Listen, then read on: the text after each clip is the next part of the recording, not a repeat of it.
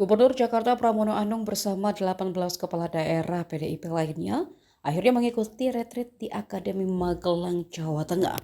Mereka mulai bergabung Senin 24 Februari, termasuk Bupati Tapanuli Tengah Masinton Pasaribu. Dikutip dari tayangan Kompas TV, Masinton mengatakan jika bergabungnya para kepala daerah PDIP ke Akmil bukan atas perintah Ketua Umum Megawati Soekarno Putri, sebagaimana larangan dalam instruksi sebelumnya. Artinya, belasan kepala daerah PDIP yang baru bergabung di hari keempat ikut tanpa adanya arahan dari Megawati.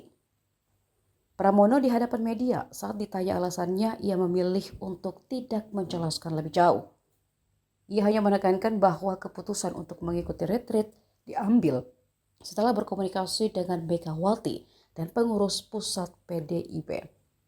Pramono DKK menyusul 17 rekan yang lebih dulu tiba dan 51 lainnya yang sudah mengikuti retreat sejak hari pertama.